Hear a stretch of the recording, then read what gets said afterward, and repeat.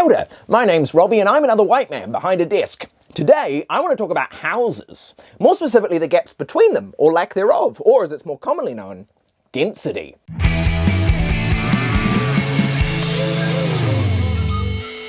Now, before I go any further, just a quick trigger warning for the homeowners of Grey Lynn and Mount Victoria. In this monologue, I will be talking about how having more houses in central suburbs for people to live in is a good thing. I'm sorry about that.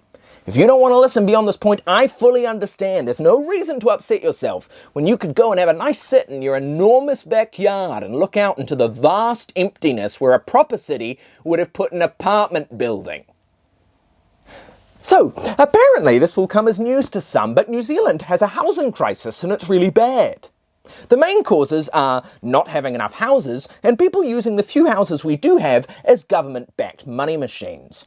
For some reason, Jacinda and Grant seem spookily relaxed about that second thing, but in 2020 they did decide to let the free market loose onto the first thing, when they released the National Policy Statement on Urban Development. And when I bust out an acronym like NPS-UD, you know it's going to be an exciting monologue. Basically, the NPS-UD was the Beehive's way of saying that councils can no longer be trusted to run their own cities. Local government's dom-sub relationship with wealthy homeowners resulted in so many barriers to density that it became pretty much impossible to build the kind of compact, low-carbon city the country needs. So the central government decided to step in. The main parts of the NPS-UD were 1. Councils have to zone for 6-storey apartment buildings within walking distance of city centres and major public transport routes. 2. Councils have to stop requiring new buildings to have car parks, which can add tens of thousands of dollars to property prices, and also, cars are destroying the world. And 3. Councils have to stop issuing blanket heritage protections that can rule out density in entire suburbs. But if you happen to live in a house once occupied by a notable 1940s dentist, don't panic. Heritage protections will still exist, they just have to be applied on a case-by-case basis. The government originally gave councils 4 years to fit the new rules into their plans, but then they remembered what councils are like. So they changed it to 2 years, which happens to be this August. Exciting! The abolishing of minimum car parks kicks in even sooner, this February. No, you're not hallucinating, this is good news. A good thing has happened. I know! I can't believe it either. When the NPS-UD arrived, it didn't even cause that much of a stir. Petulant NIMBYs directed most of their fury at councils themselves, those bloody idiots, even though councils couldn't do anything about it.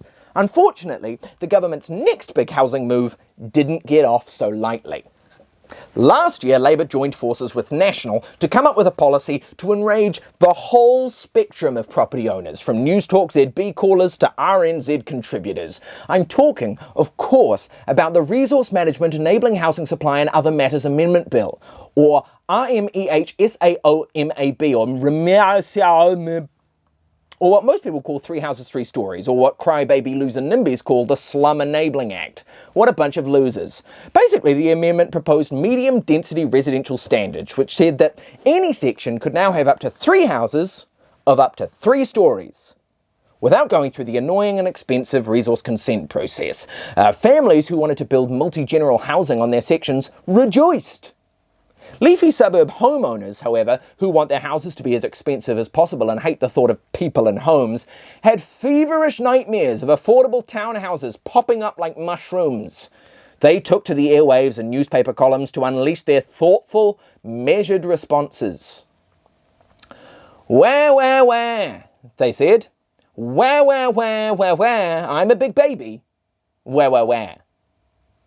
Now I know you're thinking, anything that makes NIMBYs sad must be good, right? Well, yeah, you're 100% correct. If you're pro-houses, the medium density residential standards are pretty darn good. While the new rules do allow for medium density developments anywhere, including right on the fringes of town, it's unlikely people will do much building out there. Developers find it a lot easier to sell a townhouse in Mount Eden than in the back blocks of Titirangi, because that's where people want to live. So that's probably where developers will invest most of their money. But it wasn't sprawl that frightened opponents of new housing so much as the prospect of something much worse. That the new homes might be, God forbid, ugly.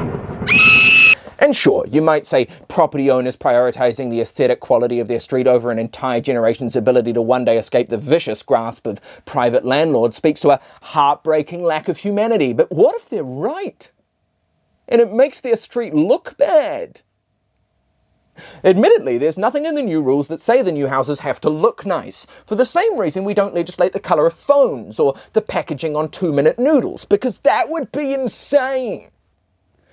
And besides, if you really want houses to look cooler, you don't get everyone on the street to sign off on each new design, which leads to bland, uninteresting houses by committee. Instead, you get developers to compete for customers, which only happens when supply outstrips demand, which is exactly what these new rules are trying to do. In fact, the parts of the MDRS that do encourage ugly-looking houses are exactly the parts that are concessions to NIMBYs, like setbacks and recession planes. It's those rules that mean that new builds have to run the length of a section with height concentrated in the middle. It leads to sausage flats that have units peering straight into their neighbours' backyards, with green space limited to long, narrow strips along the edges. Apparently, NIMBYs like that sort of thing. The Coalition for More Homes made a submission on the bill which would encourage a much better shape for density housing, perimeter blocks. Now, you'll be familiar with perimeter blocks if you've been to any cool city anywhere in the world. Houses are pushed right to the front of a section, facing the street and crammed shoulder to shoulder. This way, residents look out onto their own backyards or out onto the street, which gives them a stronger connection to their community, keeps their neighbours' backyards nice and sunny, and also makes the street itself safer, thanks to passive surveillance. But God forbid our cities end up like New York or Paris. What a horrifying thought. Yes, we need a crapload of new houses very quickly, but we also want the people who move into those houses to have a good quality of life. The NIMBYs are right about that. Things like privacy and sunlight and outdoor space are important. What they're wrong about is thinking that preserving those things means sacrificing density. We actually can have it all. We just need to actually commit. The MDRS didn't go that far in the end, but Auckland Council still has 6 months to incorporate the Coalition for More Homes submission into their new planning rules. And let's hope they do, because once you've got density, everything gets better. The bigger population can support more cool cafes and bars, and larger ratepayer base means more cool public spaces and services. As neighbourhoods grow more complex and dense, you can stay longer in one place as you move through life stages, from flatting to starting a family to becoming an old person, which doesn't sound good, but it's better than the alternative. And if that isn't reason enough to commit to density, how about this? I'm not a millionaire, but I quite like Auckland. And maybe one day I'd like to buy a house here. I could be naive, but I think that's reason enough.